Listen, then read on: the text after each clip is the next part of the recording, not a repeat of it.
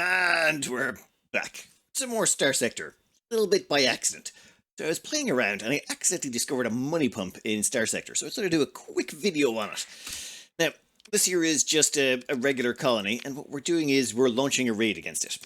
So let's just try to acquire some valuables. We'll say some blueprints is fine, we'll select you, and we'll launch the raid. We brought along a whole bunch of marines. There's actually a plan here. But you'll see here it says stability of Raslaveg reduced by 2. That's fine. We'll take your blueprints or whatever. But the main thing to notice here is that the stability of this colony has been drastically reduced. A -2 is pretty nasty. However, we're not done. What we're going to do is pop out, wait about a day or so, and then go back in and... Oh, wait, not quite long enough. Alright, how about now? Yes, we're good to go. We're going to... Yeah, actually, we'll go in here and we're going to try again. Now, we don't have to keep going for blueprints, but I kind of want to do this. Launch raid. Yeah, perfect. Thank you very much. What's that? Ooh, Vanguard. Yeah, no, we'll take that too. Thank you. Moderate. Yeah, I can take moderate. You know what? It's fine. We'll launch raid. Pick through the spoils. Ooh, iron cannon. Yep, perfect. Iron cannon. Let's give this a little bit more of a spin. Oh, okay. So projected marine casualties are about to hit heavy. So you know what? I'm going to spend a story point here just to make this a little bit nicer. Still, we lost 178 Marines. That's fine. This was perfectly acceptable. Her and classified cruiser. Yeah, whatever. I'll take that. That's cool. However, now what we'll do is we'll switch to something a little bit easier so we don't quite lose so many people.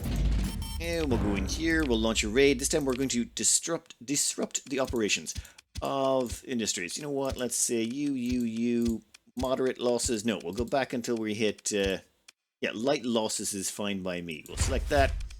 Launch raid. Perfect. Stability has been reduced by 1 point again. Okay, we're almost done.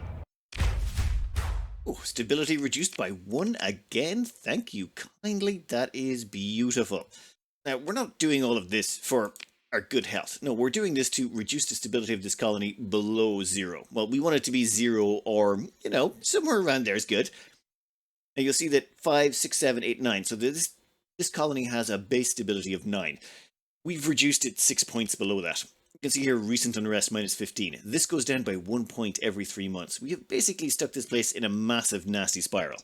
It will be 18 months before this place comes above the 0 mark on stability. And that means this place can potentially decivilize. And what that means in friendly terms is this colony will simply disintegrate and stop being a functional colony. And that's where things get funny and where you can pump some money out of it. Please welcome yourself to Captech Starworks. This is the Pirates production center. This is where they have their orbital works. This is where they do all of their ship production, and it's dead. We may have accidentally on purpose decivilized it by raiding it, attacking it, raiding it, and basically just driving it into the ground. And the reason we did that is, well, we wanted lots and lots of money. Now, the easiest way to explain why this is a money pump is to go to Katana's Den. Now, this is another pirate station.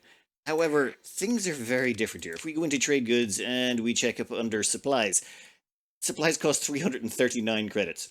The reason being, they can't get them anywhere else. If we go into colony and we go under supplies here, you'll see they have +5 for desired import volume and -5 for in-faction shortage. This actually taught me more about the economy than anything else in this game. You see, they have a desire for 5 goods. The problem is they can't meet that because we destroyed the only in-faction place that could supply them. Once Captech Starworks went down, they could no longer meet this demand, and the prices just shot through the roof. Now, if we go in here, you can see all the producers of supplies. You'll notice there's no pirate section here. Of all the factions, the pirates don't have one. The reason the pirates don't have one is we destroyed it. Now, if we pop over here to the consumers tab, we can kind of figure out what's going on. For example, this is Katana's Den. They have +5 for demand. However, other pirates are getting along just fine. For example, down here, no problems, no shortage of supplies. Reason being is actually hidden in the subtext down there under colony accessibility. You see, same faction imports and export limited to 9 units. Other faction imports and exports limited to 4 units. In other words, this thing has an accessibility rating, and its accessibility rating allows it to get 4 units from other sides. So other people, they're basically importing all of their required supplies from other sides. And because of that, they're able to meet all their demand, and there's no negative problems. However, Katana's Den here is different. The reason being, they can't import anything from other sides. It's a combination of multiple factors for them. Namely, they have a spaceport, and that's it. For example, Dorn here has a spaceport, a free port, low gravity, and proximity to other colonies. All that combined gives it a little bit of leeway. This place just has a spaceport in proximity. That's all that's going on there. For example, we go down here to Umbra. This has proximity, colony, and spaceport. So it's colony size and spaceport. But this place is so small, it just can't meet all the demands. Or a simpler way to look at it, look at access. Its access is 6%, access 4%, and because of that, these places are just absolutely crying out for supplies. That is opportunity. That is profit. Oh, yes, it is. Now, so if we just go in here, and we'll say pop down here, and we'll grab 1,000 supplies. 1,000 supplies is a nice round number. Oh, wait. Go to the black market and say 1,000 supplies. If we dump 1,000 supplies in there, they will pay us 300 grand. So 1,000 supplies into 300 grand means they're paying us 300 credits for each one of those supplies. Yes, I will take all that money, thank you very much. In fact, let's throw them another 1,000. Now, the price will drop a little bit, so now they're only paying us $250,000, so they're paying 250 per supplies. Do you know how much the supplies cost us? 100. I mean, okay, you can get them for about between 100 to 120 from all the different public suppliers out there, which is just fine. In fact, there's several suppliers out there where we can get them for very, very cheap. If you look in here, you can see most places are charging 83 for them. However, we need lots of them. We need, we're probably going to want about 4,000 or 5,000 every run because there's multiple places we can get them from. Oh, as well as that, when you take out their orbital works, it also takes out their ability to produce heavy armaments.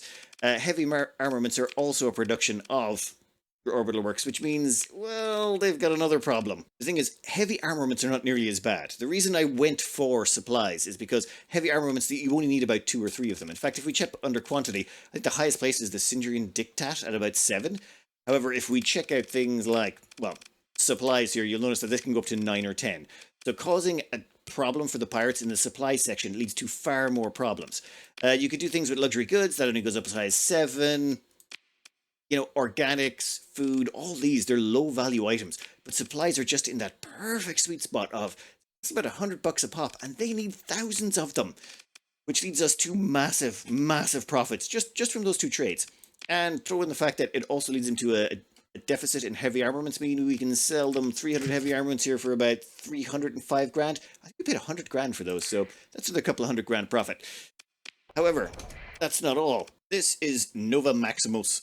This is actually the exact same system as Katana's Den. This place here, it actually has an orbital works on it, which means it actually produces supplies.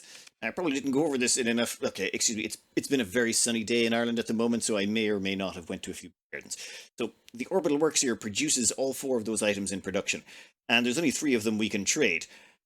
And the most important one is supplies. The reason being, heavy machinery, it's not exactly a big ticket, big consumer item. Which means so long as they have even a tiny bit of accessibility, they'll be able to trade in it. So for example, if we go down to pirates here, you'll see, yeah, everyone's able to trade just about enough, with just barely squeaking by, which is unfortunate.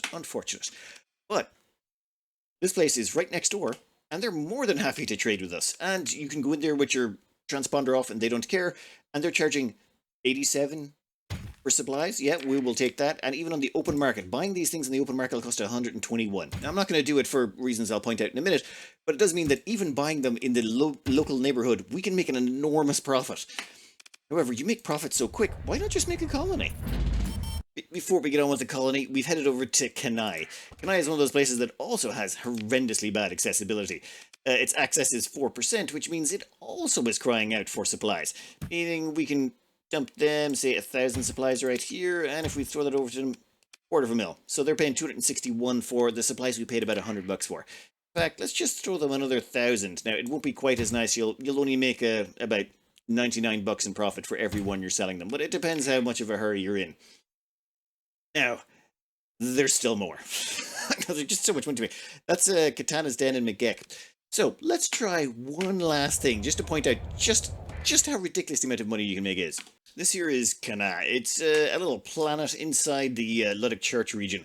I basically joined the Luddic Church so they wouldn't be angry at me, so I could set up a colony here.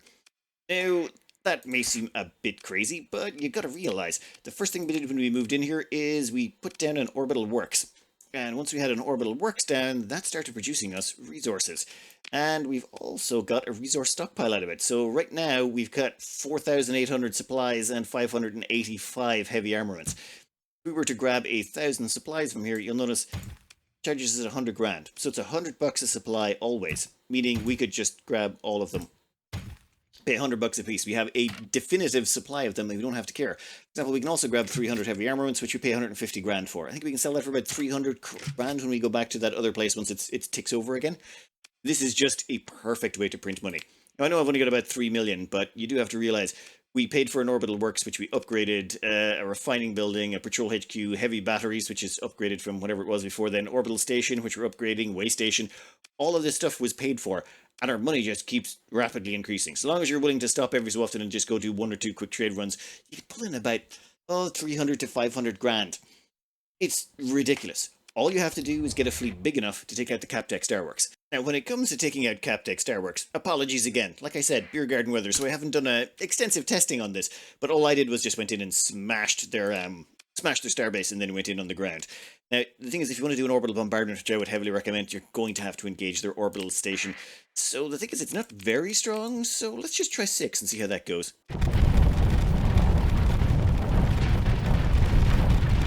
Right, so, to be clear, 6 uncaptained eradicators can do the job. Now, just to show you here, check down these eradicators have no captains, so you will need, though, this skill right here, support doctrine, that would be required, so they at least get helmsmanship, damage control, and combat endurance.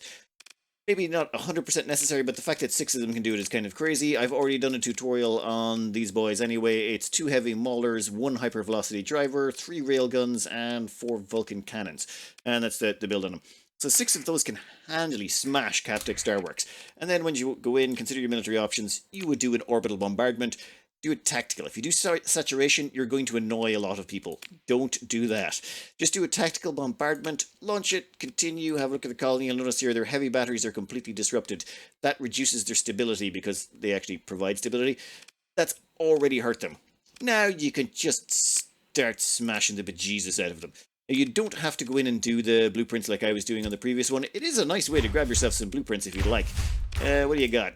Ooh, Atlas Mark II and Squall. This Squall I'm actually kind of happy with. But normally what you do is, every time you come in, you want to look for what will get you the most bang for your buck. Now, while you can go in and get more of the blueprints, what I normally would be a bit of a mix. I want to just get minimal casualties on my Marines so I can use them as much as possible. But I also want to use as many of them as possible to do as much stability damage every round.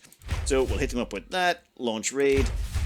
Boom, we did a bunch of damage, reduced their stability by 3. Yeah, and then you just keep doing this. Now, every time you do this, though, it increases the resistance. So you have to pop back out anyway, wait a few seconds, go back, speed up time a bit, come back in, yeah, launch another raid. And you'll notice while our casualties were minimal last time, ooh, we can get off another one, can we? Perfect, let's do that one more time, launch raid, continue. Then look at the colony. Okay, its stability is bottomed out, but we want to make sure it stays that way. I think I got it to minus 40 stability or something like that, and then at some point it just decivilized and went away. As well as that, if you disrupt the orbital works, it has the exact same effect. So if you just come in here and disable this for 130 days, if we go back out here, we'll check under cargo, F1, we can already see that the price for supplies in the pirate section has already started going through the roof. So if you don't want to completely decivilize the place, or it's taking too long, you can just come in, do a raid, launch it against the Captech Starworks, disruption, and take out their orbital works. You want to hit that as hard as you possibly can. That's going to cause a disruption for 121 days. Select that, launch raid. I may have brought way too many Marines for this, actually. And now it's disrupted for 267 days, which means 267 days, no production of supplies. That means for the next 267 days, all the pirate places are going to be paying an absolute premium. So, cha-ching, I suppose? To make raiding easier, you can bring along Valkyries. Valkyries are ships that will go in here and they give you a bonus. They have a built-in mod that gives you a bonus to your troops. For every one you get, it doubles the performance of 100 Marines. Buying the Marines as well, you actually buy some from Captech Starworks before you start bombing them out of it. Your call. The thing that makes me really curious is there's actually a limited amount of suppliers for orbital works. As in, these are all the planets that have orbital works on them. Actually, there's one more, but it's currently experiencing some technical difficulties. So what would happen if you destroyed all of them? Would all of the prices go nuts at every single last one of them? Curious about that. Unfortunately, I don't think I have enough time to do all of that. I gotta get an episode out for Monday. But whatever. This just happens to be the best form as far as I've seen. If you know a better one, let me know. But as far as I'm aware, doing it for supplies just seems to be that perfect sweet spot. Knowing how this works now sort of makes me understand a little bit better why sometimes those trade opportunities appear. You see, you can go in and have a look at these and figure out why some of them are getting negatives. For example, these guys down here are having a bit of a negative insufficient accessibility. It's just a case of they're either at war or with everyone else and they can't actually import more. So you can see that these guys only have 2 units that they're allowed to import from other sides. They can import 7 from their own. There's a little bit of a bonus for internal importing, which is why some places always pay a premium for things. But this Katana's Den is just a perfect combo of, yep, terrible accessibility, yet really high demand for supplies. And then there's just a limited amount of producers, just an absolutely tiny amount. In fact, there should be one more, but I sort of, they're experiencing technical difficulties right now for some reason. Which has got me curious, what would happen if you destroyed all of these? If you knocked every single one of these out, would prices just skyrocket everywhere and mean you just making a fortune? Yeah, I got to get a video to get out on Monday, and it's not going to be about Starsector, so I don't think I'm going to have time to do that. But hey, if you know some other ways of just using this sort of tactics for grinding out lots of money, just let me know. Anyway, I hope you enjoyed this randomness, and good luck.